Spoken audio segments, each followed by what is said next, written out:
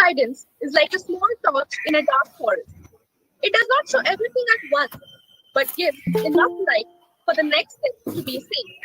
Hello, and a very good morning to one and all present over here. This is Srushti Kakde.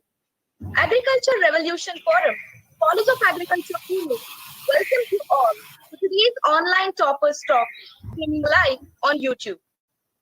Now, as of every year, this year also, ARF has come up with an online MCAER PGCET mock test series, and even many of you have attended one of the mock tests, and must have come up with a variety of doubts. And as you all are aware, that the most important pillar for one to crack any examination is proper guidance. And today's online session focuses on the same. So for this cheerful morning, we are very delighted to have an enthusiastic, familiar personality amongst us. Let us all welcome Mr. Atul Shinde, sir, who has accepted our invitation and has joined with us this morning to guide all these beloved students. Further, I extend a warm welcome to all the aspiring students to this session. Today's chief guest and speaker, Mr. Atul Shinde, sir, is the known alumni of our college who has completed his bachelor's degree in agriculture science from College of Agriculture Pune and has made our college proud by cracking MCAER PGCET with all the Maharashtra rank 9. And currently, he is pursuing his master's. Now, I'm sure, listening to his intro, there must be a great eager and excitement amongst the audience to listen to our guest. So without any further delay, I request Dhairashil to conduct the interactive session. Dhairashil. Thank you Srushti. आता आपण आपल्या प्रमुख कार्यक्रमास सुरुवात करूया. आपल्यासोबत आहेत Atul Shintre sir. पण त्याआधी सर्वांना एक रिक्वेस्ट आहे, आपल्या ज्या काही शंका असतील, प्रॉब्लेम असतील, ते खाली चॅट बॉक्स मध्ये लिहून ठेवा. हा सेशन संपल्यानंतर शेवटच्या 15 ते 20 मिनिटांमध्ये आपल्या सर्व शंका सरांच्याकडून क्लिअर केल्या जातील. सुरू करूया सर. हा, ओके सर. सर, आज आपल्यासोबत फर्स्ट इयर असेल, second year, third year, fourth year, सर्वच इयरची मुले जोडले गेलेली आहेत. त्यामध्ये युट्यूब असेल किंवा मीट असेल. तर बऱ्याच मुलांचा हा प्रॉब्लेम असतो की अभ्यासाला सुरुवात नेमकी कधी करावी. तर मग सर, आपण MCAER CETच्या अभ्यासाला कधी सुरुवात केली होती आणि आपलं प्लॅनिंग काय होतं, आपलं टाइम टेबल काय? खरं तर टाइम टेबल म्हणायला येणार नाही.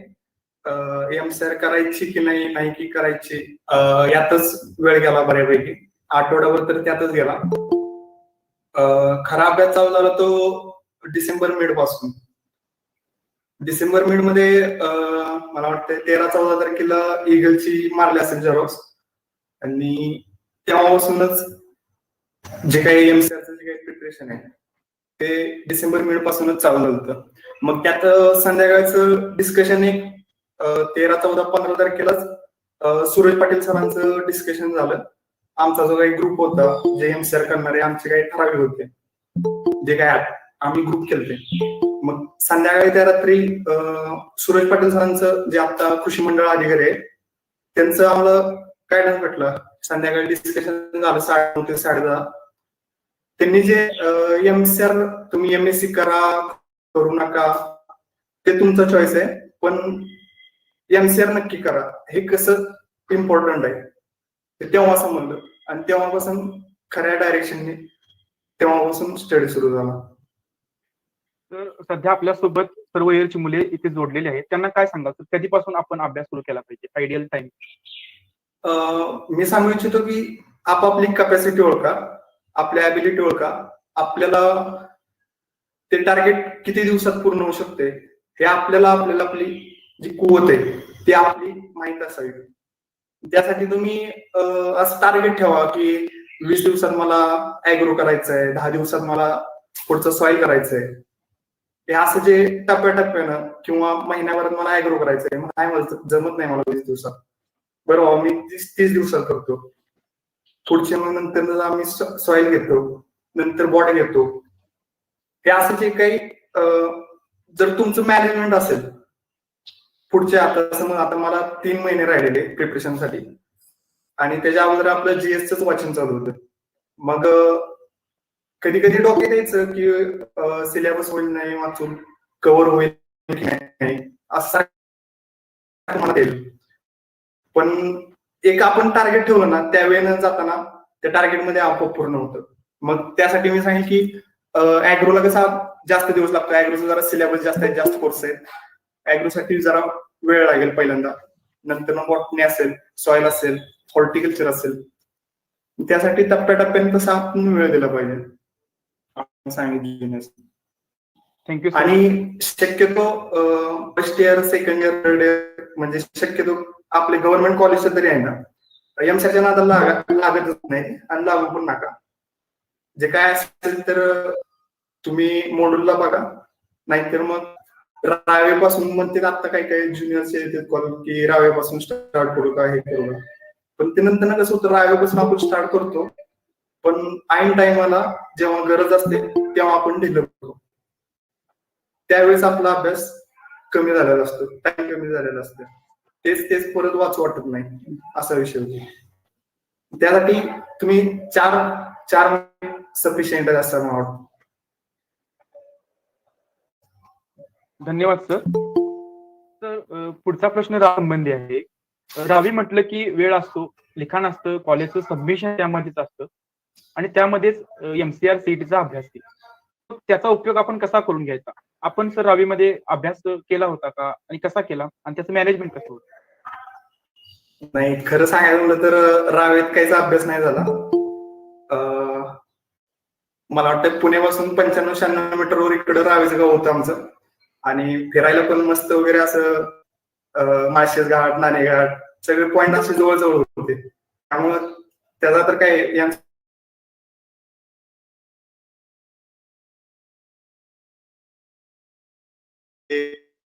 एमसीआर करावं म्हणजे माझं फिक्स डिसिजन झालं, हा आपल्याला एमसीआर करायची. मग काय करत होते बरं का, रावेपासून तुला ते मागाशी सांगितल्याप्रमाणेच की आपण ठरवलं पाहिजे आपल्याला किती पिरियड मध्ये ते अचीव करायचे,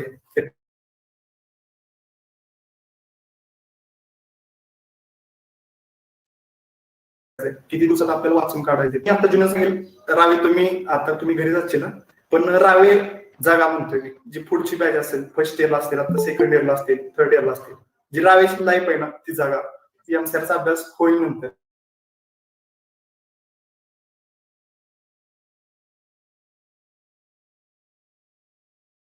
वगैरे रावेसारखा दिवस अभ्यास करू नका असं मी डायरेक्ट धन्यवाद सजेशन देईन. तर आता रावी झाला. आता पुढचा महत्वाचा प्रश्न आहे की बुक आणि नोट्स संबंधित. तर आपल्या नोट्स कशा बनवाव्यात आणि कोणत्या बुक किंवा नोट्स रेफर कराव्यात?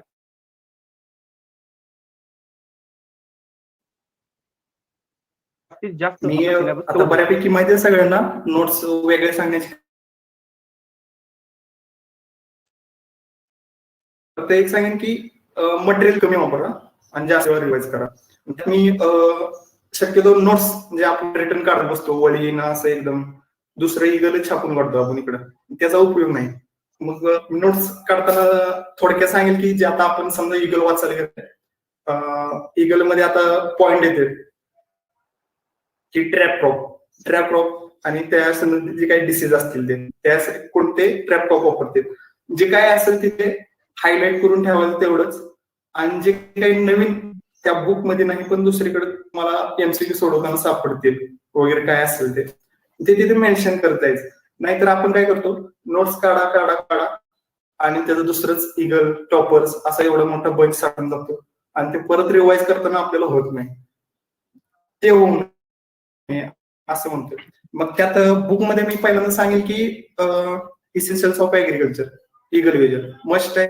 तुमच्या 6-7 रिव्हिजन तिथं पडल्याच पाहिजे, असा विषय झाला त्या इगलचा की कोणताही काही पण असू दे त्या इगल मधलं, की कोणताही शब्द असू दे कुठल्या पेजवर असेल आणि काय कुठल्या सेशन मध्ये असेल, एवढं झालं पाहिजे. चालता बोलता इगल असं तोंडावर पाठ पाहिजे. त्यानंतर मी टॉपर्स जे प्रिंटेड नोट्स आहेत, जी हँड रिटन नाही प्रिंटेड आहे, त्यातले इकॉन, एक्सटेन्शन, नंतर ऍग्रो, बॉटनी, सॉइल हे जे काही सब्जेक्ट आहे ते आपल्याला इगल प्लस या टॉपर्स मधून करावे लागतील, कारण बऱ्यापैकी कव्हर होत नाही त्यातून, पण टॉपर्स मधून कव्हर होतील. म्हणजे बाकीचे विषय जर तुम्हाला टाइमच भेटला किंवा तुम्ही अगोदर वाचले प्रॉपर तर त्यातून करू शकता. आणि जे काही एंटोज त्यात असतील हनीबीचे असतील सिल्कचे असतील जे काही क्वेश्चन्स ते तुम्ही करा. नंतर तिसरे सांगेल की परभणी ऑब्जेक्टिव्ह हे पण मस्त आहे. क्वेश्चन ऍज इट इज येते. 2006 आणि 2010 अशा 2 आहेत परभणी ऑब्जेक्टिव्ह, जी की आपल्या कॉलेजवर मला खंत वाटते की 2006 फक्त वाडीमध्ये आपल्याला अवेलेबल होते आणि 2010 अवेलेबलच नव्हते. आमोल खिलारे सरांवरती मला 2010 भेटलेली. त्यातले क्वेश्चन 7-8 क्वेश्चन चालते जे काही ऑप्शन सुद्धा बदलले नव्हते. 2010 पण रेफर करा, मस्ट करा आणि त्याच्यावर कमांड मिळवाय. आणि ह्यातूनच जर तुम्ही अगोदर एक वन लाईनर आहे जनरल ऍग्रिकल्चर म्हणून मुनराज सिंग राठोड यांचं, तर ते पण बुक मी रिकमेंड करेन. त्यातले ऍज इट इज तुम्हाला ते नाही एमसीएल नाही IBPS ला असतीलच त्यातले, नंतर MPSC ला पण असतीलच त्यातले. यावर थोडक्यात काय कमी मटेरियल यूज करा आणि जास्त वेळा रिवाइज करा आणि कन्सेप्ट क्लिअर करत तुम्ही तुमचं तसं पाठांतर पाहिजे. फक्त अशी हुकुमपट्टी नको म्हणजे की हा बाबा संपला एवढ्या नंतर हे झालं असं झालं तसं नव्हे. मला तो कन्सेप्ट पण कळला पाहिजे, त्या पण लक्षात राहिल्या पाहिजे. जे की आता मागच्या वर्षी झालं आमच्या याला की पेपर संपला आणि सगळ्यात एकच की पेपर अवघड होता. पेपर जसा नॉर्मल होता बट कायमच्या वर्षीपेक्षा, पण जरा एमसीआरनं फिरवून घेतलं की जरा ऍप्लिकेशन बेस विचारले क्वेश्चन्स. ते काही जे काही MCQ आहेत ते एलिमिनेट करायची ते कन्सेप्ट वर तुमच्या बेस होतं, त्यावर ते बऱ्यापैकी डिपेंड राहतं असं सांगायला येईल. तर स्वतःच्या हँड रायटिंग नोट्स किती इम्पॉर्टंट असू शकतात याबद्दल? हा, हे एक मस्त आहे. दुसऱ्याच्या वापरणं आणि स्वतःच्या असणं खूप अंतर आहे. दुसरा काढतोय म्हणून आपण पण काढायचं हे काही बरोबर नाही. जे खूपच इम्पॉर्टंट आहे आता कसं जे फिक्स क्वेश्चन असते MCL ला त्या आवाक्याबाहेर जातच नाही. जसं की आयसोथर्म, आयसोबार, आयसोट्रॉप हे जे काही क्वेश्चन आहे त्या आयसोवर कोणता तरी क्वेश्चन असतो, ते तेवढं नॉर्मल तेवढंच लिहून ठेवलं. नंतर ट्रॅप टॉप असतील किंवा एखादं ट्रेड नेम असेल हर्बिसाइडचं, हे जे काही म्हणजे थोडके जे त्या साच्यावर प्रश्न येणार म्हणजे येणार असं जे असतं ना ते त्या शॉर्ट नोट्स असतील तर ठीक आहे. पण तुम्ही हाय असं लिहून काढताय, हाय असं दुसरी म्हणजे नोट्सच करताय, दुसरी की दुसरा बंचच करताय. नोट्स कसे शॉर्ट असाव्यात आणि शक्यतो तिथल्या तिथं लिहिलं की म्हणजे कसं दुसरं बुक परत आपल्याला रेफर करावं लागत नाही, परत उघडून वाचावं लागत नाही. त्या तिथं साईडला लिहून ठेवलं असं आहे. धन्यवाद सर, याचा नक्कीच फायदा होईल आम्हाला. तर आता पुढचा प्रश्न असा आहे की सर्व अभ्यासक्रम होतो मुलांचा पूर्ण, पण काही किरकोळ चुका होतात ज्यामुळे काय होतं की मुलांनाच कमी पडतात. तर मग सर सीईटीचा अभ्यास करताना अशा कोणत्या चुका टाळाव्यात जेणेकरून जास्तीत जास्त मार्क मिळवायचा मुलांचा प्रयत्न? पहिल्यांदा या क्वेश्चनवर मी पहिल्यांदा सांगेन की आपण काय करतो भरमसाठ वाचतो जे आपल्याला उपयुक्त पण नाही. मग आपल्याला काय समज असतं पोरगं वाचत बसतंय, फॅक्च्युअल डाटा असतोय, करंटचा वाचत बसतंय, मोका नाही ते वाचत बसतंय. मी सांगेन की MCR काय करतं नॉर्मली असं कन्सेप्ट बेस काय असेल ते वरच्यावर क्वेश्चन असते, तुम्हाला जास्त डीप जात नाही ह्याच्यासारखे ऍग्री MPSC सारखे. जास्त जे काही क्वेश्चन असतात ते असे कन्सेप्ट बेस असतात आणि जे काही क्वेश्चन विचारले जातील त्याच्यावरती आपलं ते वाचून वाचून वाचून एवढं असं ते बिल्ड झालेलं असते ना की त्या MCQ कडे बघूनच त्या ऑप्शनवरनं बघूनच ते आपण त्या ऑप्शनवर जास्त करून पोहोचू शकतो. त्यात एक पहिल्यांदा दुसरा मुद्दा सांगायला झाला तर वाचन लवकर करणार MCRचं. जे काही म्हणजे आता मी गव्हर्नमेंट कॉलेज आता आपल्या कॉलेजसाठी सांगतोय, बाकीचे पण जॉईन असतील. मी पहिलं सेकंड इयर थर्ड इयर पासून पण चालू करते प्रिपरेशन. त्यांच्या डोक्यात असते की आपल्याला युजीला नाही भेटलं गव्हर्नमेंट कॉलेज आणि आता आपल्याला पीजीला तर पाहिजेच, राहुल तर पाहिजे नाही तर पाहिजे असा विषय असतो. त्यावेळी काय होतं आपल्या जे गव्हर्नमेंटचे असतात जरा असे सुस्तावलेले असते की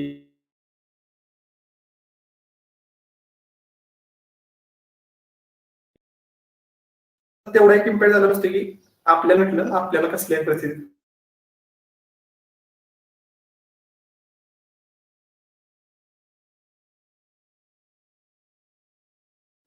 युजी नंतर ना एमसीए काय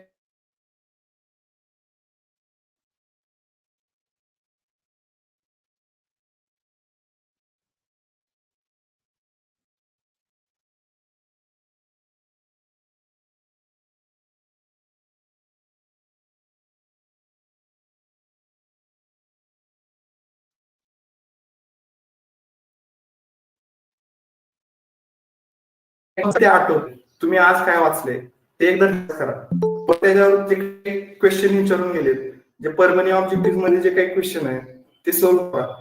फक्त वाचू नका. तुम्ही जेवढे एमसीक्यू सोडवचाल तेव्हा तुम्हाला बेनिफिट भेटणार. जेवढे एमसीक्यू जास्त जण सोडवले तेव्हा सोडा एवढं मी सांगेन. नंतर ना तिसरं एमसीआर म्हणजे आता माझा मित्र करतोय मग मी पण करू एमसीआर हे असं बरेच जणांचं असतं. प्रत्येक जण काय करतं हा करतोय चला मी पण करतोय मी पण जातोय संघासाला. मग एक जण हे जीएस सकाळी वाजते संध्याकाळी एमसीआर वाजते दोन्ही बी उडून जाते. हे असं करू नका. एका वेळी तुम्ही ठरवलं ना बाबा आपल्याला 3 महिने करायचंय 4 महिन्यात एमसीआर करायचं एमसीआरच डोक्यात ठेवा. जीएस अजिबात वाचू नका. जीएस काय वाचायचंय तुम्हाला ते सेकंड इयर वाच असेल थर्ड इयर असेल नंतर ना वाचा. पण एकदा ठरवलं आपल्याला एमसीआर करायचंय परत नंतर ना ते जीएसच्या नादाला लागू नका. त्यामुळे पण तुमच्यावर इफेक्ट होईल ते एक लक्षात ठेवा. आणि नंतर ना की आपले कसं 2-4 दिवस एक्झामच्या जवळ आले ना पोर अशा हायपर होते की कसं असेल पेपर काय असेल भेटेल की नाही ऍडमिशन ती रँक काय डोक्यात असतं. पण बऱ्यापैकी आपले पोरं असतील पण आपल्या पोरांचा एक विषय की पेपरच्या आदल्या दिवशी मोकार जागत बसते. कायम आपली हॉस्टेलची लाईफ असते तशीच 2 वाजेपर्यंत 3 वाजेपर्यंत कोणाचा मित्र आलेला असतो इकडनं तिकडनं सेंटरला असते निवांत असतो. आणि इम्पॅक्ट काय होतो की बरोबर टायमिंगला आपल्याला आळस झोप या असल्या गोष्टी चालू त्याही गोष्टी टाळा हे सांगेन. धन्यवाद सर. एकंदरीत आपला अभ्यास त्याच वेळी सुरू करावा जेणेकरून पेपरच्या वेळी आपला अभ्यास पिकला असावा. आता पुढील 2 ते 3 प्रश्न हे स्पर्धा परीक्षेच्या दृष्टीने अत्यंत महत्वाचे आहेत. तर विद्यार्थ्यांचा दृष्टिकोन असा असतो की एमपीएससी म्हणजे एमपीएससी आणि युपीएससी म्हणजे युपीएससी हा एकच प्लॅन बी नाही प्लॅन सी नाही. पण सर कुठेतरी पुढे याचा धोका निर्माण होऊ शकतो. आणि परवा आलेल्या ऍस्पिरंट वेब सिरीजमुळे प्रत्येकालाच कळायला लागले की प्लॅन बी हा असायलाच हवा. तर मग सर स्पर्धा परीक्षेचा अभ्यास करताना एमएससी हा प्लॅन बी ठरू शकतो का आणि ठेवला तरी तो कसा उपयोगाला येईल? हा प्लॅन बी तुमचा असू शकतो. एमएससी नक्कीच असू शकतो. बीएससी ऍग्रिकल्चर पेक्षा एमएससी ऍग्रिकल्चरला जास्त प्रेफरन्स असतीलच नक्कीच. जे काही आपल्याला प्रायव्हेट जॉब्स असतील स्पर्धा परीक्षेची शाश्वती आता कसे जो करेल टिकेल त्याला मिळणारच. पण हा भाऊ काही कोणाच्या नशिबात असेल नसेल आपला प्लॅन बी असावा असं मला वाटतं. जे काही एमएससी नंतर जे काही असतील आपल्याला जॉब असतील जे काही आपले डिपार्टमेंट आहे एमएससी तुम्ही कोणतं डिपार्टमेंट त्या बेसिसवर असतील किंवा ज्या काही अशा सेंट्रल गव्हर्नमेंटच्या पण पोस्ट आहे की ज्यासाठी एमएससी ऍग्री आपल्याला नेसेसरी आहे. त्यासाठी बीएससी ऍग्री चालत नाही असं पण होतं. मग त्यात असतील आपले टी बोर्ड असेल टोबॅको बोर्ड असेल कॉफी बोर्ड असेल नंतर ना बार्क असेल एफएससीआय असेल एफसीआय असेल नाबार्ड असेल हे असे जे काही इन्स्टिट्यूट आहेत सेंट्रल गव्हर्नमेंटचे आहेत गव्हर्नमेंट आहेत यावर तुम्ही एमएससी बेस्ड एक्झाम देऊ शकता आणि प्लॅन बी सुद्धा ठेवू शकता. धन्यवाद सर. सर आता स्पर्धा परीक्षांचा विषय निघालाच आहे पण आता दुसरा प्रश्न त्या संबंधितचा की स्पर्धा परीक्षांचा अभ्यास करताना सीईटीचा अभ्यास कसा करावा हा पण बऱ्याच जणांना प्रश्न पडलेला असतो की पॅरलल अभ्यास होत नाही दुर्लक्ष होतं त्याबद्दल काय सांगाल? नाही आपल्या कॉलेजवर तेवढाच तो एक विषय फर्स्ट इयर स्पिरिट करण्यात आणि ह्याच्यातच जाते. मी फक्त ज्युनियर्सना एवढं सांगेन जे काही आता फर्स्ट इयरला असतील त्यांना एवढं सांगेन की तुम्ही स्पिरिट करताय हे कॉलेज करताय त्या फक्त एकच गोष्ट आहे की फर्स्ट इयरला तुम्ही ठरवा की मला काय करायचंय पुढे. तुम्ही एमसीए करा, एमएस करा, ते तुमचा प्रश्न आहे, काय असेल ते असेल. फक्त फर्स्ट इयरला तुम्ही डिसाईड करा की तुम्हाला काय करायचं. नंतर ना सेकंड इयर पासून तुम्ही थर्ड सेम असतं आपलं निवांत असतं, कॉलेज विलेज काय निवांत चालू असतं, त्यावेळी तुम्ही जीएस वगैरे वाचायला चालू करू शकता. मग त्यात काही बेसिक जीएस असतील, पॉलिटी असेल, डेव्हलपमेंट असेल, हे असले विषय चालू करा ज्यात तुम्हाला पहिल्यांदा रस वाटेल. जे काही डायरेक्ट अवघड विषय चालू करू नका इकॉन सारखे, त्यामुळे त्याच्यावर एक इम्पॅक्ट होईल. सेकंड इयर थर्ड इयर तुम्ही करा, त्याबरोबर डिग्री पण एन्जॉय करत चला. जे काय आपले डेज असतील, चषक असेल, त्यात माग राहू नका. जे की तुम्हाला नंतर डिग्री झाल्यावर तुम्हाला पश्चाताप होऊ नये की हा बाबा मी डिग्रीत होतो, असं केलं, असं केला, तेव्हा असं करायला पाहिजे होतं. ते परत दिवस नाही, तेवढं सांगतो. आणि एमसीएचा अभ्यास शक्यतो सेकंड इयर थर्ड इयर पासून काय करायची गरजच नाही, असं डायरेक्ट सांगतो तुम्ही. शक्यतो आता जास्त कॅप्चर होत नाही आपल्याला ऍग्रिकल्चर. त्यांनी रावेपासून ठीक आहे, हा एमसीआर चालू केलंय असं तसं. शक्यतो मी ज्युनियर्सना आता सजेशन करेन की मॉड्यूल पासूनच चालू ठेवा, काय असेल ते तुमचं प्रिपरेशन एमसीआरचं. आणि एकदा एमसीआर ठरवलं ना, त्यात जीएस आणू नका मध्ये, काय असेल ते एकदम. हा करेन कधी, जेव्हा ऍग्रिकल्चर माझा हॉर्टिकल्चर स्ट्रीमचा जेव्हा एमसीआरचा पेपर होईल तेव्हा मी वाचन करेन. त्याच्या आधी मध्ये उघडायचं नाही. एकदा ठरवलं ना एमसीआर करायचंय, परत जीएसचा विषय आणायचा नाही.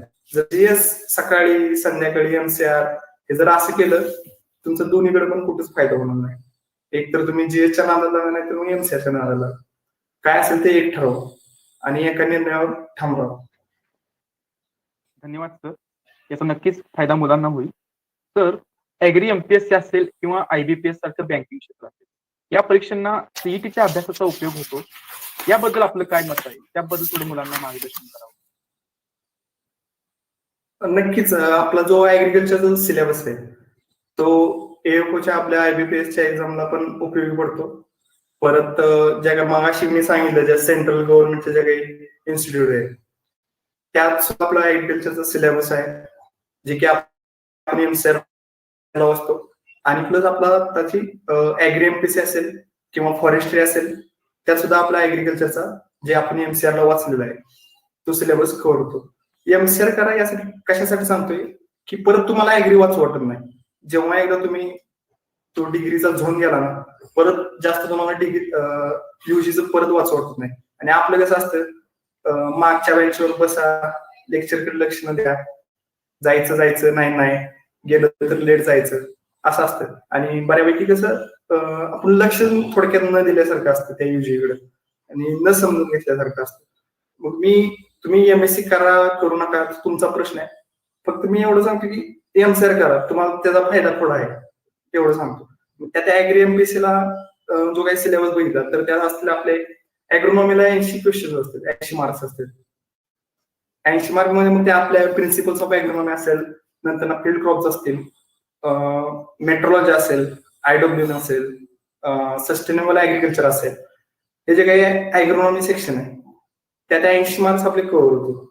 नंतर सॉइल सायन्स असेल, सॉइल सायन्स मध्ये 40. हा तुम्हाला ऍग्रोनॉमी मध्ये ऍडव्हान्स काहीतरी बघावं लागेल, प्रिन्सिपल्स ऑफ ऍग्रोनॉमी, रेड्डी असेल काय असेल, पण तुमचा जो काही बेस आहे तो एमसीआर तयार होतो. आणि जेव्हा तुमची एमसीआर बऱ्यापैकी प्रिपरेशन असते, तुमचा मेन्सचा स्कोर पण त्याच्यावर डिपेंड असतो की तुम्ही ऑप्शन आणि एमसीक्यू ला कसं टॅकल करता. त्याची काही बिल्डिंग असते ती एमसीआर मुळे आलेली असते, त्यामुळे त्याचा नक्कीच फायदा होतो. नंतर ऍग्रिकल्चर इंजिनिअरिंगला असेल 80 मार्क्स, हा पेपर फर्स्ट मध्ये झाला. नंतर पेपर सेकंड मध्ये बॉटनी असेल 40 मार्कला, नंतर इंटर्न 40 मार्कला, नंतर हॉर्टिकल्चर 40 मार्क्स, एक्सटेन्शनला 30 मार्क्स असतील आणि डेअरी सायन्सला आपले 20 मार्क्स. हे जे काही पेपरवर आणि पेपर सेकंड जे काही कव्हर होतं त्यात आपल्याला नक्कीच फायदा होतो याचा एमसीआरचा. आणि राहिला आता आयबीपीएसचं, एएफओचं जे काही मेन्स असते आपली, त्यात बऱ्यापैकी इगल विजन, जनरल ऍग्रिकल्चर यातलेच क्वेश्चन असतील बऱ्यापैकी. आता बघितलं कट ऑफ तर 40-41 लागलेला मेन्सला, आणि क्वेश्चन बघितले तर तुम्ही आता जरी हायशी एक्झाम दिली जी आता एमसीआर करते त्यांचा पण 40+ आरामात येईल स्कोर असं मला वाटतं. त्यामुळे एमसीआरचा अभ्यास तुम्हाला कुठंच व्हायलाच नाही. तुम्ही कुठं पण इंटरव्ह्यूला गेला तुमचं जे काही क्वेश्चन असतील तुमच्या युजीवर बेस असतील. तुम्ही युजी मध्ये काय केलं काय शिकलात त्यासाठी तुम्हाला ते उपयोगी पडेल. ऍग्रीएमपीएससी असेल IBPS असेल सेंट्रल बोर्डच्या एक्झाम असतील. त्यामुळं काय असेल ते ऍग्री आताच करा. एमसीआर करा तुम्ही एमसी करा करू नका याबद्दल मला काही मत नाही. तर तुमचं स्वतःचा डिसिजन आहे. पण एमसीआर करा एवढं सांगतो. धन्यवाद सर. एकंदरीत एमसीआरचा फायदा सर्व क्षेत्रासाठी होऊ शकतो. तर आता बऱ्याच विद्यार्थ्यांना हा प्रॉब्लेम आहे, हा मोस्ट ऑफ दी मुलांचा प्रॉब्लेम आहे की अभ्यासक्रम सगळा पूर्ण होतो पण पेपरच्या वेळी कॉन्फिडन्स लो होणे किंवा माइंड सेट नसणे यामुळे बऱ्याच विद्यार्थ्यांचं मार्क कमी होतात. तर मग सर याबद्दल काय सांगाल की आपला कॉन्फिडन्स कसा वाढवावा, माइंडसेट कसं ठेवावं आणि टाइम मॅनेजमेंट कसं करावं? हे काय कॉन्फिडन्सचं बोलायचं झालं तर जसा तुझा मित्र परिवार आहे, तुझ्या डिस्कशन ग्रुप मधले मेंबर असतील किंवा तुझ्या सहवासातले जे काही मेंबर असतील त्यांचं वागणं कसं आहे, वागणं म्हणजे अभ्यासाच्या बाबतीत असे पण मेंबर असतील आपल्याकडे की इकडं बी दांगा आणि इकडं पण दांगा असं पण असतं. त्यामुळे काय मॅटर करत नाही पण अभ्यास हा जो काही मित्र परिवार आहे तो सोबत ठेवा.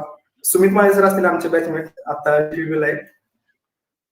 त्यांचं पण आम्हाला गायडन्स राहिला. आमचा एक डिस्कशनचा ग्रुप असायचा असा की हा बाबा संध्याकाळी अभ्यास होत नाही ना, संध्याकाळी आपल्याला करायचं. संध्याकाळी जेवण झालं 9:30ला जायचं, 11:30 पर्यंत बसायचं, झोपाडी परत आपले यायचं. 7-8 पोरं आपली जे काही एमसीआर करते असं प्रत्येकाचं जे काही शेड्यूल आहे.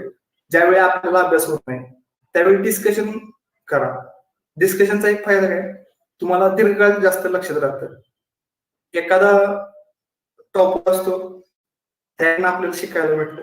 जे काही डिग्रीत आपल्याला त्या सरांकडून शिकायला भेटलेलं नसतं ते त्या आपल्या बॅचमेटमुळे आपल्या मित्रामुळे समजू शकतं. त्या कन्सेप्ट तेव्हा होते.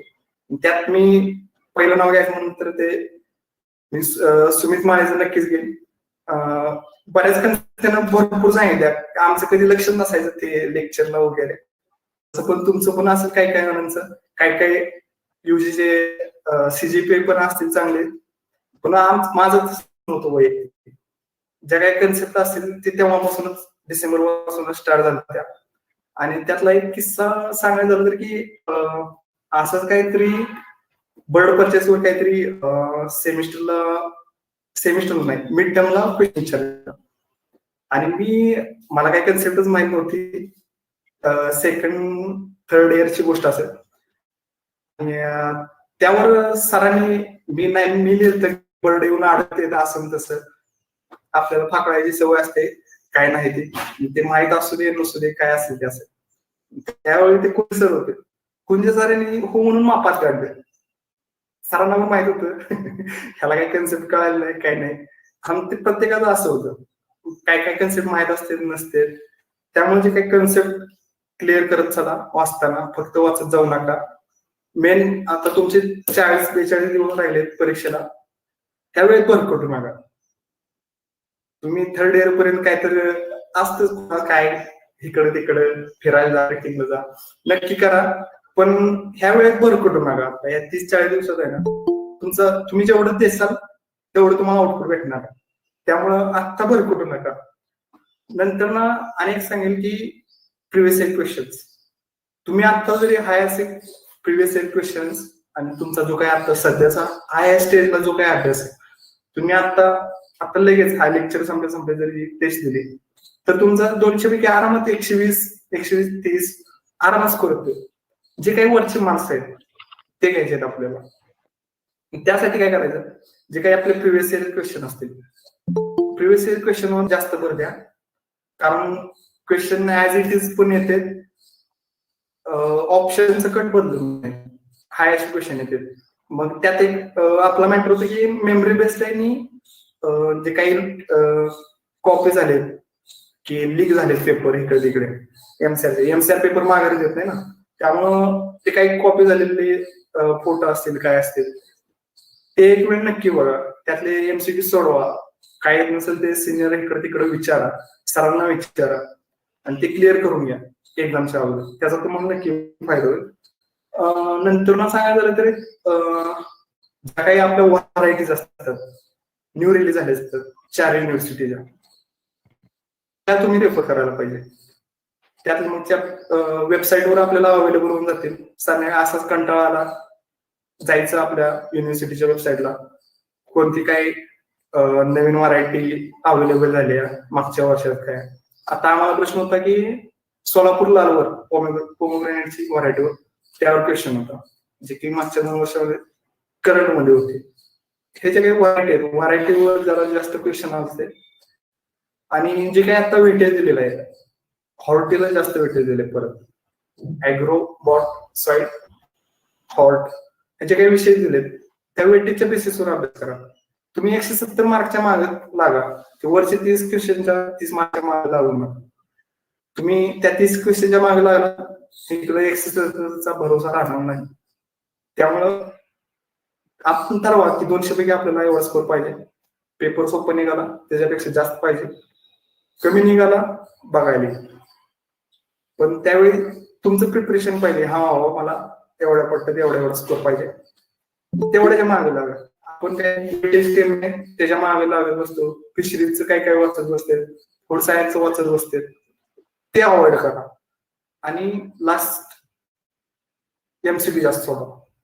तुम्ही वाचन करताय त्याचा जास्त उपयोग नाही. तुम्ही वाचन करताय पण एमसीक्यू किती सोडवताय, त्यातले तुम्हाला एमसीक्यू किती सुटते, तुमचं स्वतःचं अनालिसिस तुम्ही स्वतः कसं करताय, तुमचं वाचलेलं किती आत्मसात होते, ते तेवढंच इम्पॉर्टंट आहे. त्यामुळं एमसीक्यू सोडवण्यावर एक जास्त भर आहे. परीक्षेच्या वेळी माइंडसेट कसा असावा पेपर चालू असताना, त्याबद्दल थोडं. माइंडसेट मगाशी सांगितल्याप्रमाणे पहिल्यांदा प्रॉपर अगोदरच्या रात्री झोपल्या नाही. आपल्याला कसं असतं, कायम रोजच्या सारखं 2-2 वाजेपर्यंत 1:30-2 वाजतेच. कुणाचा मित्र आलेला असते भंटरवरून, सातारवरून, इकडं तिकडं, साधना तिकडं हडपसरला परीक्षा असते. ते लवकर उठायचं नाही, काय काय बिनामुळेच तसं जायचं, ते असलं राहतं. हा होईल, पण नंतर मग एक्झाम हॉलमध्ये गेलं 2 तास तसं बसून राहणं, त्यात ते झोप येणं, त्या असल्या बऱ्याच गोष्टी होत्या. त्यामुळं तेवढे अवॉइड करा, लवकर झोपा. आणि जो काही माइंडसेट आहे तो आपोआप नीट राहील. ती सवय लावा की लवकर झोपणं आणि सकाळी लवकर उठणं. नंतर दुसरं सांगायचं झालं तर की माइंडसेटच्या वेळी जेव्हा क्वेश्चन पेपर आपल्याला डिस्ट्रीब्युट होते तेव्हा क्वेश्चन प्रॉपर वाचा. क्वेश्चन वाचून आपण गडबड करतो आणि पहिलाच ऑप्शन बघून हा बाबा त्याच्यावर वाटते टिक करून देतो, पण पुढचे 3 ऑप्शन वाचतच नाही आपण. तसं करू नका. क्वेश्चन प्रॉपर वाचा, 4 ऑप्शन नीट वाचा. तुम्हाला त्यावर क्वेश्चन त्या दोन ऑप्शन पर्यंत तुम्ही जाऊन पोहोचतात. जे काही आता फर्स्ट रिडिंग आहे, आता फर्स्ट रिडिंग मध्ये आपण काय करतो, 200 क्वेश्चन सोडवायचे. 200 क्वेश्चन मध्ये आता समज मला 50-40 येत नाही, किंवा मला जरा त्या 2-3 क्वेश्चन ऑप्शन मध्ये कन्फ्युजन होते, ते क्वेश्चन जर मागे ठेवायचे आणि जे काही क्वेश्चन येतात आपल्याला ते त्याच वेळी मार्क करत जायचे. आपण काय करतो की टिक करत जातो क्वेश्चन पेपरवर, परत नंतर जे काही असेल ते रंगवत येतो इकडे तिकडे, म्हणजे सिक्वेन्स चुकण्याचा त्यात एक हे असते. त्यामुळे ते एक अवॉइड करा. जेव्हा क्वेश्चन सुटलाय त्याच वेळी मार्क्स करा. टाइम भरपूर असतो, टाइम तो उलट लास्टला पाऊण तास 1 तास राहतो शक्यतो. एवढं वाचन झालेलं असते, क्वेश्चन पण सुटते लवकरात लवकर. त्यामुळे ते करा, ज्या त्यावेळी मार्क्स करत चला. नंतर 4 दिवस कसं जरा बर्डन आल्यासारखं असतं आपल्याला की हा बाबा एक्झाम आहे, कसं होईल, काय होईल, जाईल की नाही नीट. जरा निगेटिव्ह लोकांपासून जरा 4 दिवस लास्ट दूर राहायचं. कमी कॉन्टॅक्ट, तेवढाच नॉर्मल. आणि लास्टचा आता समज 28ला एक्झाम आहे, 27ला काहीच वाचू नका. असं मी सजेस्ट करेन, मला असं होईल. आणि 28ला तर काही विषयच नाही, नाश्ता करून आपण निवांत जायचं. त्यावेळी काही असं वाचत बसायचं नाही, काही आपली डिग्रीची एक्झाम नाही की हा बाबा आपण कधीच वाचलं नाही, सेमिस्टर आहे, तसं करू नका. उगाच सारखं ते बंबार्डिंग होतं. त्यामुळे आदल्या दिवशी, पेपरच्या दिवशी काहीच वाचू नका. नंतर आता कसं होतं, आमच्या वेळी झालं की बी कोड होता, एबीसीडी मधला बी कोड होता. त्यातला बी कोड जरा जे हार्ड क्वेश्चन आहे ते स्टार्टिंग पासून चालू होते. म्हणजे एबीसीडी मध्ये जे काही क्वेश्चन होते ते बाकी सेटला बरोबर होते क्वेश्चन, कधी सोपा कधी मध्यम असं होतं. पण बी कोडला जरा हार्ड चालू होते क्वेश्चन. जर असं काही वाटलं की आपल्याला हा सुटत नाही आपल्याला जरा क्वेश्चन, घाबरून जाऊ नका. क्वेश्चन मागून चालू करा, 200 पासून मागून सोडवायला चालू करा. त्याचप्रमाणे ऍक्युरेट तिकडे मार्क करत चला. त्याचा एक फायदा होईल. आपलं कसं होतं, जरा क्वेश्चन अवघड लागले की आपण देतो सोडून, जाऊ दे असं होऊ दे, ते अवॉइड करा. तेवढेच नाही. आणि जे काही आपलं टेस्ट आहेत, एआरएफ जे कंडक्ट करते टेस्ट, नक्की द्या. त्याचा तुम्हाला नक्कीच फायदा होईल, हे सांग. एकंदरीत सर टाइम सफिशियंट असतो, टाइम कडे न बघता क्वेश्चन पूर्ण वाचणे, ऑप्शन पूर्ण वाचणे हे एकंदरीत महत्वाचे आहे. आणि आपण बोलल्याप्रमाणे आपला मित्र परिवार हा पॉझिटिव्ह एनर्जीचा असला पाहिजे, आणि ग्रुप डिस्कशन हे तितकंच इम्पॉर्टंट. हो नक्कीच. सर ग्रुप डिस्कशन बद्दल सर काय सांगाल, आताच्या मुलांना किती इम्पॉर्टंट आहे ते? नाही, ग्रुप डिस्कशन तुम्हाला खरंच मॅटर करणार. शून्यातलं शून्य तुम्हाला चांगलं कॉलेज भेटून जाईल, चांगलं डिपार्टमेंट मिळून जाईल, चांगली रँक येईल. का तर हा डिग्री त्यानं नसतं केलेलं, समजलं नसतं किंवा अवॉइड केलेलं असतं, त्याचं दुसरं चालू असतं डिग्री, असं बरंच काय. पण आपण काय करतो, वाचत असणारे वाचत असतील, पण आपल्याला समजते किती, त्यातनं एमसीक्यू कसे कॅप्चर करायचे ते ग्रुप डिस्कशन मुळे कळतं. त्यामुळं जो काही आता आम्हाला कसं संध्याकाळची सकाळचं रूट असायचं, टेक्नॉलॉजी मॉड्यूल होतं, आठवड्यातनं एखाद दिवस वर्किंग असायचं, साईन वगैरे करायची, लायब्ररी टाकायची, परत जेवायच्या टाइमिंगला यायचं, परत रिटर्न, संध्याकाळच्या 8 पर्यंत आपलं जेवण वगैरे उरकायचं, आणि संध्याकाळी झोपील त्या टायमाला आपलं जाऊन बसायचं डिस्कशनला. मग एखादं रीड करतोय, एकानं रीड करायचं, हा बाबा आता कन्सेप्ट आहे, डॅपॉग मेथड आहे, डॅपॉग मेथड एकानं रीड करायची, आणि दुसऱ्यानं त्याला जे काही मराठीत समजले त्या डॅपॉग मेथडवर, त्या डॅपॉग मेथडवर काय क्वेश्चन येऊ शकते, जे काही मराठीत जे तुम्हाला समजते ते ग्रुप डिस्कशन मुळे समजते, आणि तिथं काय तुमच्या लक्षात राहते, त्यात तुम्ही कन्फ्युजन होणार नाही. त्यामुळे ग्रुप डिस्कशन हे मस्ट आहे असं मी सांगेन. पण आता हा जर टाइम बघतोय आपण, 30-40 दिवस राहिले, ह्यात अवॉइड करा असं मी सांगतोय ग्रुप डिस्कशन. कारण ग्रुप डिस्कशनचा जो पिरियड आहे तो आपण जेव्हा वाचन चालू करतो त्याच वेळी चालू होतो, 3-4 महिन्यापूर्वी काय असेल ते लास्टच्या महिन्यात ग्रुप डिस्कशन अवॉइड करा. धन्यवाद सर.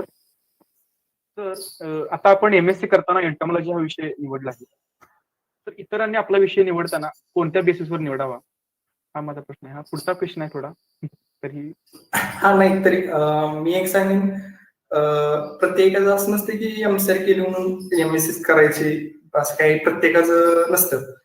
त्यामुळं प्रत्येकाची आवड असते की हा मला ऍग्रोनॉमीमध्ये करायचंय, मला जीपी मध्ये करायचंय, कोणाला एम2 मध्ये. मी सांगेन की एमएससी करायचं असेल तर मेजर डिपार्टमेंट करा, तुम्हाला त्याचा नक्की प्लॅन मिळून पुढे फायदा होईल. मायनर डिपार्टमेंट घेण्या मेजर कडे लक्ष द्या. कॉलेज वगैरे तुम्हाला एमएससी खरंच करायचं असेल तर कॉलेजकडे बघू नका, हा मला पुणे भेटते, राहुलच्या ऐवजी पुणे भेटते, मेजर भेटते ना, तिकडं प्रेफरन्स द्या असं मी सजेस्ट करेन. आणि प्रत्येकाच्या आवडीनुसार घ्या की सिनियर सांगते हे सांगते ते झालं, पण बऱ्यापैकी कसं मेजर पण पाहिजे, जरा निवांत पाहिजे, ज्याला स्पर्धा परीक्षा करायचे त्याला तिकडे टाइम पण भेटला पाहिजे, त्यानुसार तुम्ही चूज करा. पण ही नंतरची प्रोसेस आहे. तुम्ही आता एक्झामकडे फोकस करा. त्यावर नंतर कोणाला काय असेल त्यावर बोलू नंतर. धन्यवाद सर. तर सध्या लॉकडाऊन असू दे किंवा कोविड सिच्युएशन यामुळे सर्वच घरी आहेत आणि एक्झाम आता 40 दिवसांच्या अंतरावर आलेली आहे. तर मग सर सध्या लास्ट मंथ स्ट्रॅटेजी कशी असावी मुलांची, जेणेकरून कमीत कमी वेळेत जास्तीत जास्त सिलेबस हा रिवाइज होईल? मी मगाशी सांगितल्याप्रमाणेच कमी बुक जास्त वेळ रेफर करा. त्यातल्या तुम्ही इगल सारखं सांगतोय, सारखं मेन्शन करतोय. इगलवरची तुमची जेवढी पकड असेल तेवढे तुमचे क्वेश्चन जास्तीत जास्त सोल्व्ह होण्याचे चान्सेस असतात. आमच्या बॅचला असं झालं की म्हणजे इगल वाचलं पण क्वेश्चन नाही झाले अटेम्प्ट किंवा बरोबर आले नाही. पण त्यांनी कसं त्या ओरिएंटेड वाचलं नाही, कन्सेप्ट बेस वाचलं नाही. आपल्या जे इगल मध्ये दिलंय बऱ्यापैकी तिकडचा व्हॉल्यूमचा तिकडे ते शॉर्ट मध्ये देण्याचा प्रयत्न केलाय. त्यांनी आतापर्यंत काहीच वाचलं नाही. झिरो आहेत आता. 4th इयरला एमसीआरचा फॉर्म भरलाय. 40 दिवसात इगलचा दुडगूस करून टाका. लगे होते 600 पान आहेत. टार्गेट ठेवा त्या दिवसाचं, तुम्हाला ते होऊन जाईल. इगल मी मस्त सांगेन. नंतर ना तुमचे जे काही एमसीक्यू परभणी मस्ट रेफर करा. परभणी नोट्स त्यातले क्वेश्चन ऍज इट इज येते, ऍज इट इज ऑप्शन पण बदलत नाही. हायचे क्वेश्चन रिपीट होते ते पण रेफर करा. 2006ची 10ची असेल. नंतर ना एक सांगायचं तर लेस बोल होत असेल तर 1 लाईनर आपलं जनरल ऍग्रिकल्चर म्हणून. पण एमसीक्यू सोडवणार तुम्ही जास्त भर द्या असं मी सांगेन. फक्त तुम्ही रात्री कॉलवर डिस्कशन थोडंफार लईच बोर होते घरी, तुमचं काय डिस्कशन ग्रुप आहे त्यावर तुम्ही डिस्कशन करू शकता. ते पण एक हेल्पफुल ठरेल. पण लास्टचे 15-20 दिवस तरी कसलं डिस्कशन नकोय. स्वतः अभ्यास करा ह्या टाइम मध्ये. हा टाइम असा आहे की तुम्ही आत्ता दिलं तर तुम्हाला 100% भेटणार. तुम्ही अगोदर किती पण अभ्यास केलेला असू दे ह्या 3-4 महिन्याच्या अगोदर, पण इथं आता तुम्ही जर कमी पडला तर तुमचा स्कोर बाकीच्यापेक्षा कमी होऊ शकतो. त्यामुळे आत्ताचे जे काही गोल्डन दिवस आहेत ते मस्ट चांगले प्रिपरेशन करा. धन्यवाद सर. सध्या आता जास्त एमसीक्यू आणि मॉक टेस्ट सिरीज यावरच फोकस केला पाहिजे मुलांनी.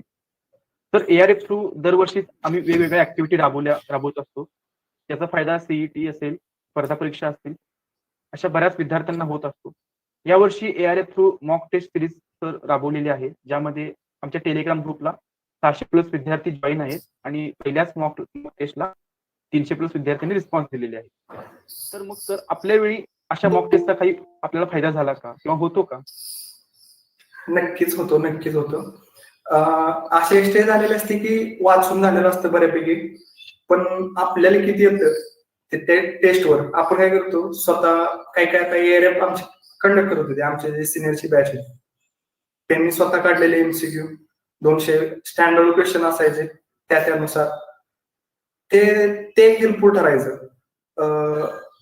त्या एआरएफचे टेस्ट अवॉइड करू नका की हा बाबा स्कोर कमी येतोय, असं होतंय तसं होतंय. ते करू नका. येतोय ना स्कोर कमी, येऊ दे, काही नाही अडचण. त्यातनं त्याच्या काही चुका झाल्या त्यातनं सुधारायला शिका. ज्युनियरनी मला वाटते केलत्या कॅन्डिडेट मागच्या वर्षी आमच्यासाठी पण केलत्या आणि एआरएफचाच एक मेंबर मी पण होतो. आम्ही पण सिनियरसाठी केलत्या. त्यातनं नक्कीच फायदा होतो. नक्कीच आपण कुठं आहे नेमकं आता कुठे आहे हे त्या टेस्ट मुळे समजतं. टाइम मॅनेजमेंट कसा झाला पाहिजे त्या 2 तासात ते समजतं. प्रॉपर मार्किंग कसं झालं पाहिजे त्या आन्सर शीटवर ते त्याच्यामुळे.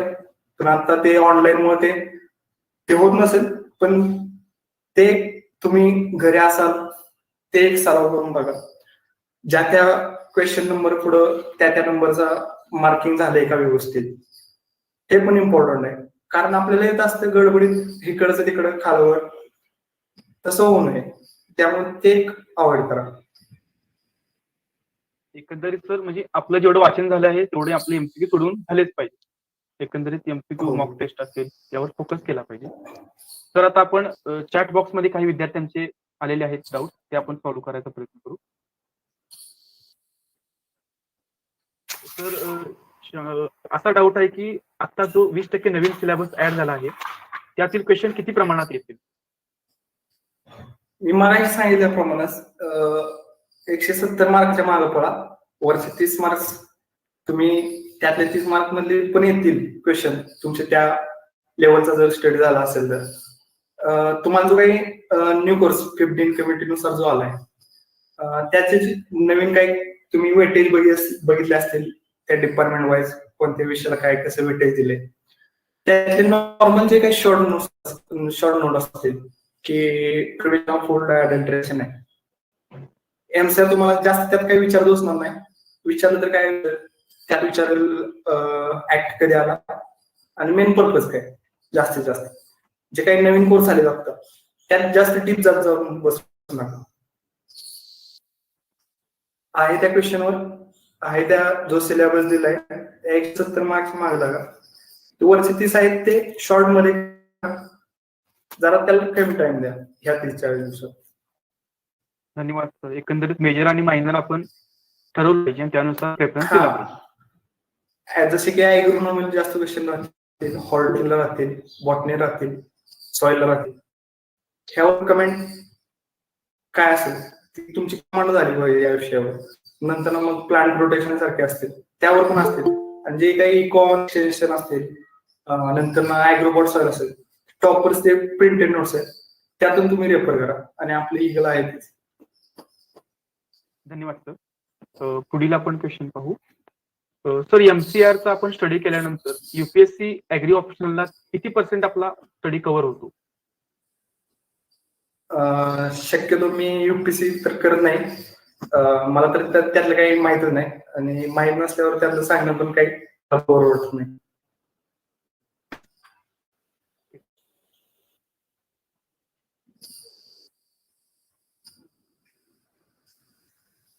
त्यानंतर सर, एखाद्याला बँकिंगची परीक्षा द्यायची असेल तर त्याला एमएससी पर्यंतचा ऍग्रिकल्चरचा सिलेबस लागतो.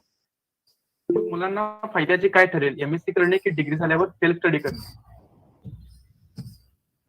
तुमच्यावर डिपेंड आहे. आता एमसीआर वाचून आपला जो ऍग्रीमेंटचा जो सिलेबस आहे आयबीपीएलचा किंवा तुम्हाला जो एफओ साठी लागतोय तो बऱ्यापैकी कव्हर झालेला असतो. मग तुमचं जे काही प्रिलिम्सची जी स्ट्रॅटेजी आहे, तुमचा प्रिलिम्स बिल्ड झाला असेल 3rd इयर पर्यंत, तर तुम्ही तेव्हापासून आपलं जे काही 4th इयर चालू असतं तेव्हाच एक्झाम वगैरे देणे ह्यात तुम्ही त्या प्रोसेसमध्ये राहू शकता. मग तुमचं असे पण आहेत की आता एमएससी ला आता आमचे फर्स्ट इयर बरोबर होते, फर्स्ट इयरला आहे, आता आयबीपीएस मधून पण सिलेक्ट झाले, तेव्हा तुम्ही लिव्ह करू शकता. जेव्हा तुमचं सिलेक्शन होईल त्यावेळेस तुम्ही लिव्ह करू शकता. त्यामुळे ते तुम्ही एमएससी बरोबरच इकडं आयबीपीएस बँकिंगची तयारी पण करू शकता. धन्यवाद. पुढचा क्वेश्चन. तर आपण मगाशी म्हटला परभणीच्या एमसीक्यू, तर मटेरियल कुठे उपलब्ध होईल विद्यार्थ्यांना नॉर्मली? आपला एमसीआरचा जो ग्रुप आहे आता तो त्यावर पण भेटून जाईल, जो काही ऍग्रिकल्चर रिव्होल्युशन फोरमचा आहे तो, किंवा जो काही आपला कॉलेजचा एमसीआरचा एक ग्रुप असेल त्यावर सांगा, मी तुम्हाला ते मटेरियल प्रोव्हाइड करीन आहे माझ्याकडे, त्यांना होईल अवेलेबल. धन्यवाद सर. तर आता पुढचा असा क्वेश्चन आलाय की सर, एका विद्यार्थ्यांचं म्हणणं आहे की सर माझा आता 12वी सुरू आहे, तर मग मी आतापासूनच अभ्यासाला सुरुवात केली, आता डिमिशन कमिटी पण आला आहे आणि माझा युपीएससी पण ऑप्शनल ऍग्रिकल्चर आहे, तर एमसीआर पीजीसीईटी 2022 चा अभ्यास मला ऑप्टिकल ऍग्रिकल्चरला बेनिफिट राहील का? हो, नक्कीच राहील. आमच्यात पण असे काही मेंबर होते की युपीसी त्यांचं टार्गेट होतं, एमसीआर केलं, पण एमसीआर त्यांनी रावेपासून नाही केलं, मोडचा काही जो पिरियड आहे त्या वेळेत केलं. त्यामुळे जे तुमचं जे काही रावेपासून असेल, तुम्ही काही ठरवलं असेल त्यावेळेत तुमचा जो काही सिलेबस आहे त्यानुसार तुम्ही प्रेफर करा ऑप्शनलला जे काही सब्जेक्ट असतील पॉईंट असतील त्यानुसार करा. आणि नंतर जर तुम्हाला एमसीएल करायचं असेल तर त्या टाइममध्ये मग तुम्ही एमसीक्यू वर जास्त करून ते हँडल करू शकता. धन्यवाद सर. एकंदरीत विद्यार्थ्यांना जे बॅक पेपर हवे आहेत किंवा परभणी एमसीक्यू हवे आहेत ते ग्रुपवर प्रोव्हाइड केले जातील. पुढचा प्रश्न सर. तर आपण एमएससी करत असू आणि त्याच दरम्यान आपले एखादे फील्डमध्ये सिलेक्शन झाले तर आपण ते फील्ड जॉईन करून एमएससी एक्सटर्नल करू शकतो का? नाही, तुम्ही जर आता रेग्युलरला जर एमएससी ला जर ऍडमिशन घेतलं आणि तुमचं आता समज सिलेक्शन झालं तर तुम्हाला एमएससी तुमची लिव्ह होते ऑटोमॅटिक. कारण तुमचं जर काही पीजीचे जे काही प्रोग्राम आहेत जो ORW असेल ते सबमिट करायचं असतं त्यामुळे ते ऑटोमॅटिक तुम्ही त्यातून लेफ्टच होतं त्या प्रोसेस मधून. आणि जर तुम्हाला लिव्ह टाकून जर तसा टाइम भेटत असेल लिव्ह टाकायला आणि थोडक्यावर एमएससी राहिले असेल तर तुम्ही एक्सटेंड करू शकता.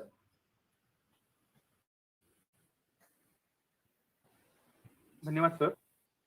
तर आपण मगाशी म्हटला की लास्ट डेट मध्ये डिस्कशन करू नये तर मग त्याचं डिसएडव्हान्टेज काय होईल याबद्दल एक शंका आलेली आहे. डिसएडव्हान्टेज नाही, मी काय म्हणतोय ग्रुप डिस्कशन का करू नका की जे आपण मागच्या महिन्यात करायला पाहिजे होतं ते आपण आता सध्या करतोय त्यामुळे ते अवॉइड करा. जे आता त्याचा टाइम गेलाय तो डिस्कशनचा जो पिरियड आहे इथून पुढे 10 दिवस जास्तीत जास्त ठीक आहे. नंतर जे काही आहे ना ते दुसऱ्याला ग्रुप डिस्कशन मध्ये काय होतं कन्सेप्ट तुम्ही आतापर्यंत वाचलं काय मग तुमचं आतापर्यंत कन्सेप्ट नाहीत का एवढं वाचून पण त्यामुळे ग्रुप डिस्कशन अवॉइड करा. आणि जे काही सेल्फ अनालिसिस आहे स्वतःला जास्त वेळ स्वतःला किती येते स्वतःला किती समजते स्वतःला किती एमसीयू अटेंड होते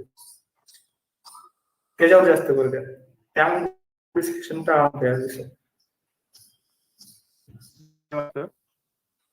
तर आपण मगाशी म्हटला की लास्ट मंथ स्ट्रॅटेजी कशी असावी.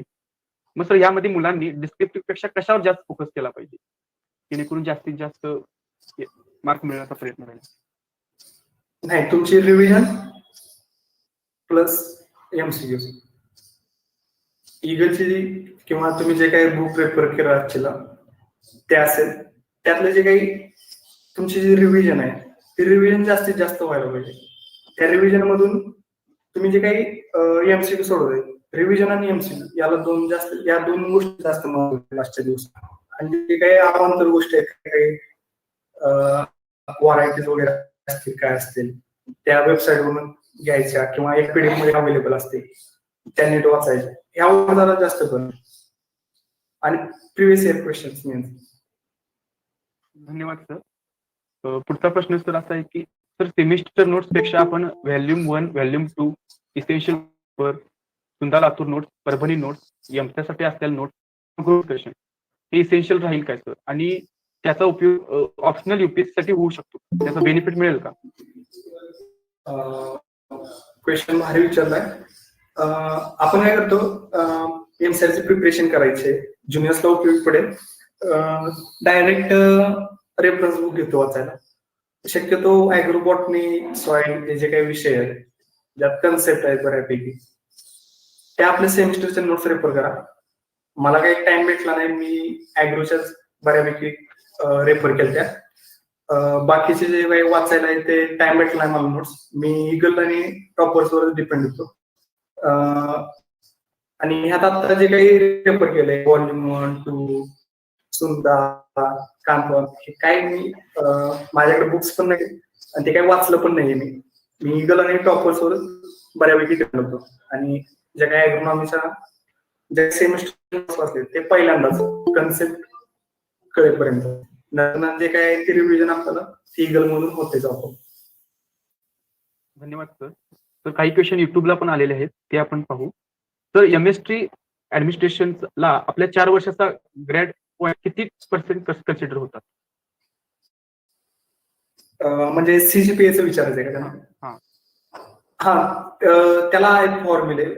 तुम्हाला ते पण आपल्या टेलिग्राम ग्रुपला अवेलेबल होईल की आपला टोटल सीजीपीए त्यानुसार ते 70% वेटेज कसं आहे सीईटीला आणि 30% आपल्या सीजीपीए ला, त्यानुसार ते कसे कॅल्क्युलेट होते. 10 out of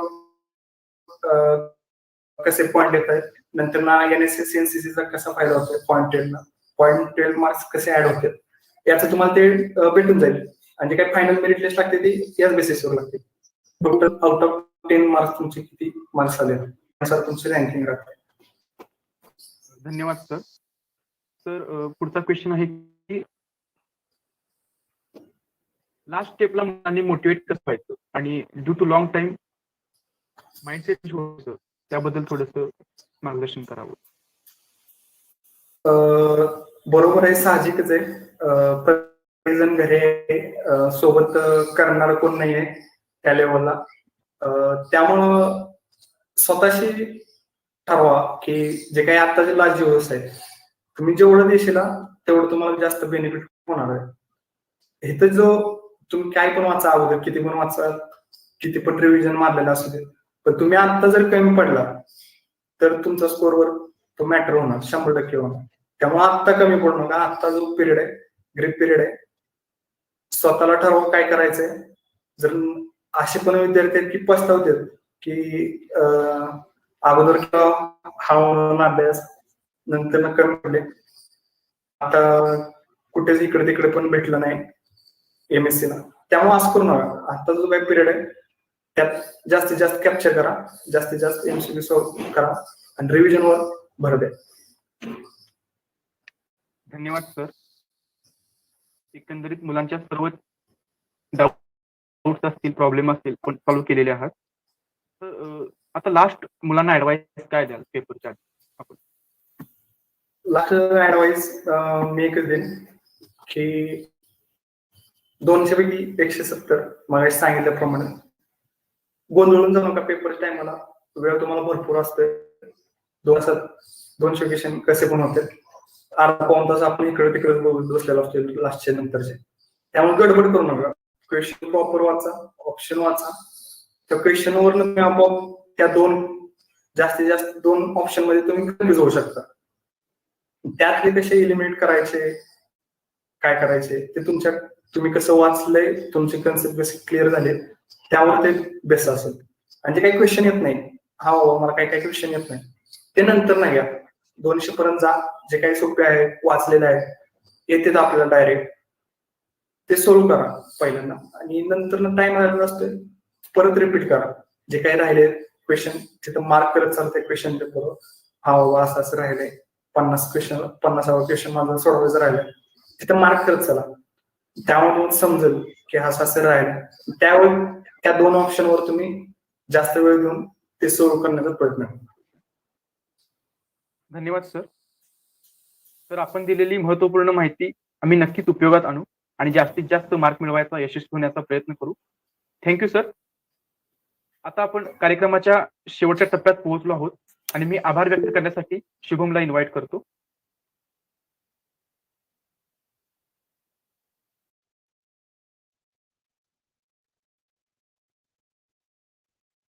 Thank you, Dhairyashil. It was certainly an insightful and thought-provoking session. I, Shubham Gosavi, on behalf of Agriculture Revolution Forum and College of Agriculture Pune, convey deepest gratitude towards our chief guest, Atul Shintre sir, for enlightening us upon how to prepare and appear for PGCET examination conducted by MCAER. He described us about when to start preparation, what book should we prefer, last month strategy, and many more. We have noted all the points and will appear for the examination as per your guidance, sir. All fruitful information will help us to compete for the top rank. Thank you so much, sir. Last but not the least, I, on behalf of Agriculture Revolution Forum and College of Agriculture Pune, express my heartfelt thanks towards all the attendees, participants, along with the members of organizing committee. Without your kind participation, this session wouldn't become possible. Thank you so much, everyone. On behalf of Agriculture Revolution Forum, I declare that this program is now comes to end. All the dignitaries and students can leave the meeting. Hello बोला. हा sir. Yes, sir. एक round गेलं. हा sir. आभार मानायचं तेवढं कमी आहे agriculture revolution फोरमचं. यासारखेच प्रोग्राम परत अरेंज करत चला. जो काही ऑनलाईन जे काही सेशन चालू आहे सगळीकडे जे काही बंद पडलेलं ते रॅपमुळं चालू आहे. ऐकून खरंच भारी वाटते. असेच प्रोग्राम करत चला. सर्व जे काही आता फ्रेंड्स आहेत त्यांना मी शुभेच्छा देतो. Thank you sir. Thank you so much.